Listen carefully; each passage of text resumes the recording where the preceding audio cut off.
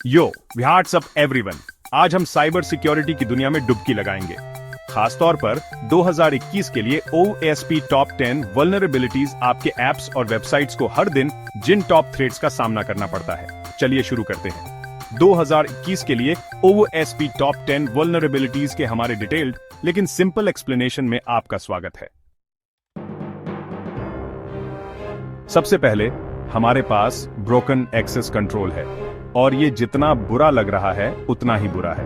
कल्पना कीजिए कि आपका ऐप एक बिल्डिंग की तरह है जिसमें अलग अलग सिक्योरिटी लेवल हैं।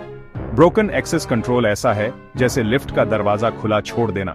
कोई भी अंदर घुस सकता है और उन चीजों के साथ छेड़छाड़ शुरू कर सकता है जो उन्हें नहीं करनी चाहिए। एक बैंकिंग ऐप के बारे में सोचें। आप बिल्कुल नहीं चाहेंगे कि कोई भी आपके ट्रांजैक्शन हिस्ट्री में ताक झांक करे या आपका पासवर्ड बदले, है ना? यहाँ कीमत है proper role based access control की। ये सुनिश्चित करके कि हर किसी के पास सही लेवल का एक्सेस है। आप असल में अपने ऐप के उन सेंसिटिव एरियाज को लॉक कर रहे हैं। ठीक है, चलिए अगले बड़े खतरे पर चलते हैं। अगला हम क्रिप्टोग्राफिक फेलियर्स के बारे में बात कर रहे हैं और मेरा यकीन मानिए यह एक क्लासिक है। ये तस्वीर देखें, आप सेंसिटिव जानकारी, पासवर्ड, क्रेडिट कार्ड नंबर बिना ठीक से एन्क्रिप्ट किए स्टोर कर रहे हैं। क्रिप्टोग्राफिक फेलियर्स तब होते हैं जब डेवलपर्स एन्क्रिप्शन में कंजूसी करते हैं या कमजोर एल्गोरिदम का इस्तेमाल करते हैं। स्ट्रैंग एन्क्रिप्शन आपके डेटा के लिए बैंक वॉल्ट की तरह है। आज की दुनिया में strong up to date encryption algorithm का इस्तेमाल करना जरूरी है। याद रखें, यूजर डेटा की सुरक्षा करना बहुत जरूरी है। चलिए उन राजों को अच्छी तरह ताले में बंद रखें। अगले पर चलते हैं दोस्तों। चलिए इंजेक्शन अटैक्स के बारे में बात करते हैं और यह आपके कोड में कमजोरियों का फायदा उठाने के बारे में है। अटैकर सर्च बार या कॉन्टैक्ट फॉर्म जैसे सामान्य दिखने वाले इनपुट फील्ड के जरिए मैलिशियस कोड डालते हैं। सबसे आम प्रकारों में से एक है SQL इंजेक्शन, जहां हैकर्स आपके डेटाबेस क्वेरीज में मैलिशियस SQL कोड डाल देते हैं।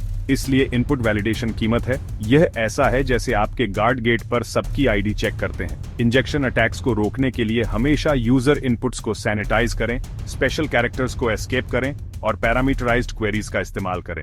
जो कुछ भी आता है उसे वैलिडेट और सैनिटाइज करके आप उन कमजोरियों को बंद कर रहे हैं और अपने ऐप को सुरक्षित रख रहे हैं। अगला हम चीजों के डिजाइन फेज में जा रहे हैं। अब चलिए इनसिक्योर डिजाइन के बारे में बात करते हैं, जो आपके ऐप की नींव को कमजोर बना सकता है। यह आपके ऐप की नींव में सिक्योरिटी को डालने के बारे में है। अगर शुरुआत में ही सुरक्षा का ध्यान नहीं रखा गया तो आगे चलकर समस्याएं आ सकती हैं। कल्पना कीजिए कि आप एक घर बना रहे हैं, लेकिन कंक्रीट और स्टील का इस्तेमाल करने के बजाय आप पॉप्सिकल स्टिक और च्यूइंग गम का इस्तेमाल करने का फैसला करते हैं। यह घर कितना मजबूत होगा? यह किसी एक वल्नरेबिलिटी के बारे में नहीं है, बल्कि शुरू से ही बुनियादी सिक्योरिटी पर ध्यान न देने के बारे में है। अगर शुरुआत में ही सुरक्षा को नजरअंदाज किया जाए तो बाद में इसे ठीक करना मुश्किल हो जाता है। सिक्योर डिजाइन का मतलब है शुरू से ही सिक्योरिटी के बारे में सोचना, जैसे स्ट्रैंग पासवर्ड चुनना और मल्टी फैक्टर ऑथेंटिकेशन लागू करना। ये छोटे कदम आपके ऐप को सुरक्षित बनाने में बहुत मदद कर सकते हैं। इसे पहले दिन से अपने डिजाइन में शामिल करके आप एक ऐसा ऐप बना रहे हैं जो बुनियादी तौर पर अटैक्स के लिए ज्यादा मजबूत है। यह सुनिश्चित करता है कि आपका ऐप लंबे समय तक सुरक्षित रहे। याद रखें, सिक्योरिटी कोई बाद में सोचने वाली बात नहीं है। इसे शुरुआत से ही प्राथमिकता दें। ठीक है, चलिए अगले पर चलते हैं। अब हम अगले महत्वपूर्ण विषय पर ध्यान देंगे। अगला हमारे पास सिक्योरिटी मिसकॉन्फ़िगरेशन है और यह उन छोटी छोटी गलतियों के बारे में है जिनके बड़े नतीजे हो सकते हैं। सिक्योरिटी मिसकॉन्फ़िगरेशन तब होता है जब आपका ऐप या सर्वर ठीक से कॉन्फ़िगर नहीं किया जाता है, जिससे यह अटैक्स के लिए असुरक्षित हो जाता है। उदाहरण के लिए वेब सर्वर पर डायरेक्टरी लिस्टिंग को डिसेबल करना भूल जाना। एक और आम मिसकॉन्फ़िगरेशन है प्रोडक्शन एनवायरनमेंट में डिबगिंग मोड को इनेबल छोड़ना। समाधान: कठोर कॉन्फ़िगरेशन मैनेजमेंट। सिक्योरिटी की बेस्ट प्रैक्टिसेस का पालन करें, स्ट्रैंग पासवर्ड का इस्तेमाल करें, सॉफ्टवेयर को अपडेट रखें और नियमित रूप से अपने कॉन्फ़िगरेशन का ऑडिट करें। यहां तक कि सबसे सिक्योर ऐप को भी एक मिसकॉन्फ़िगरेशन से समझौता किया जा सकता है। इसलिए सतर्क रहें, अपनी सेटिंग्स को दोबारा जांचें और उन डिजिटल दरवाजों को बंद रखें। चलिए अगली वल्नरेबिलिटी पर चलते हैं। चलिए वल्नरेबल और आउटडेटेड कंपोनेंट्स के बारे में बात करते हैं। यह ऐसे सॉफ्टवेयर का इस्तेमाल करने के बारे में है जो अपना समय पूरा कर चुका है। आउटडेटेड कंपोनेंट्स अक्सर ज्ञात वल्नरेबिलिटीज से भरे होते हैं जिनका हैकर्स फायदा उठा सकते हैं। उदाहरण के लिए कंटेंट मैनेजमेंट सिस्टम का पुराना वर्जन चलाना।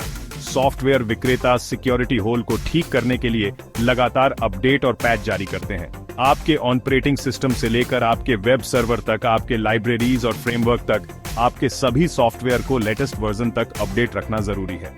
आउटडेटेड कंपोनेंट्स का इस्तेमाल करना हैकर्स को चाय के लिए आमंत्रित करने और उन्हें राज्य की चाबियां देने जैसा है। अपडेट रहें, सुरक्षित रहें। चलिए अगली वल्नरेबिलिटी पर चलते हैं। चलिए आइडेंटिफिकेशन और ऑथेंटिकेशन फेलियर्स के बारे में बात करते हैं। ये सुनिश्चित करने के बारे में है कि आप वही हैं जो आप कहते हैं कि आप हैं।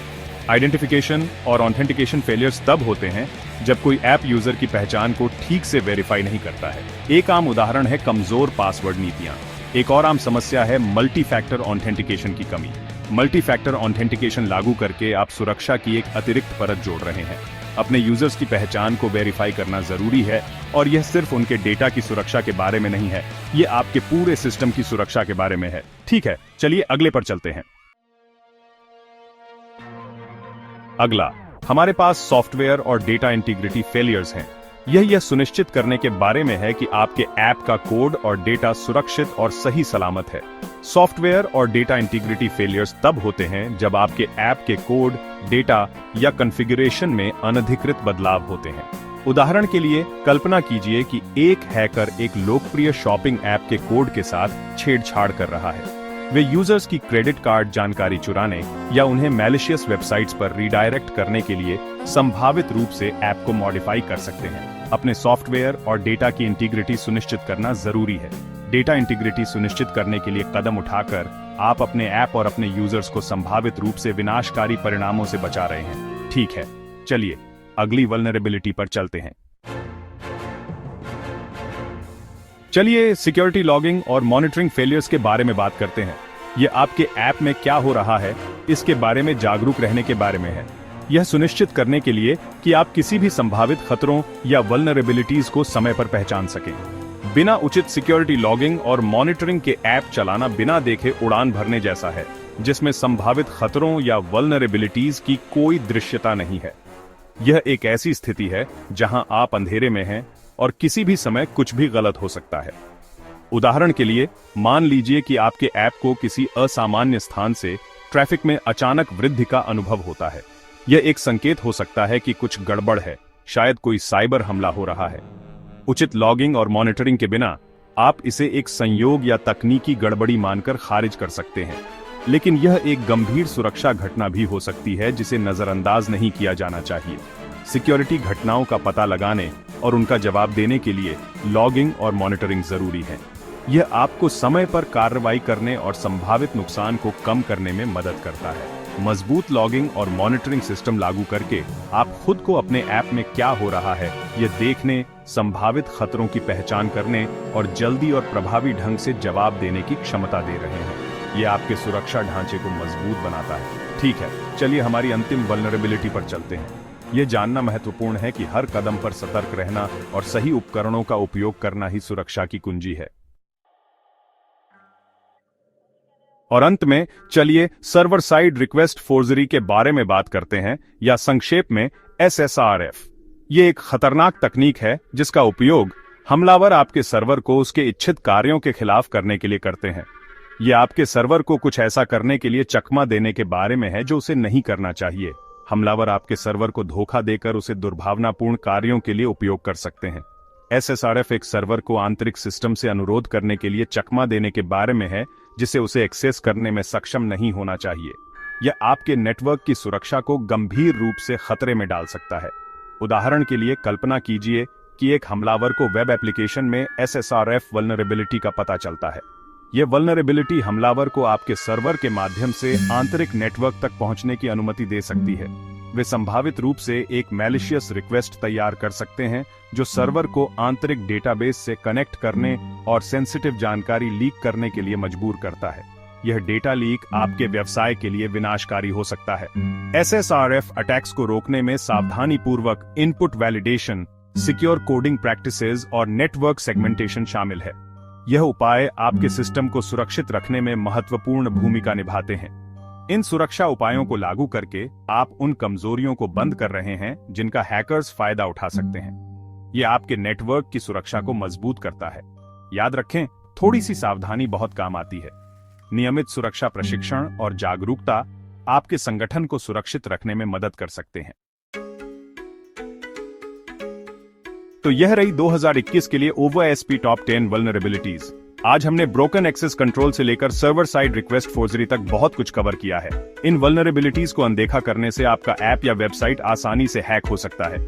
सिक्योर कोडिंग प्रैक्टिसेस, नियमित अपडेट और उचित टेस्टिंग का पालन करके आप अपने ऐप को इन जोखिमों से बचा सकते हैं।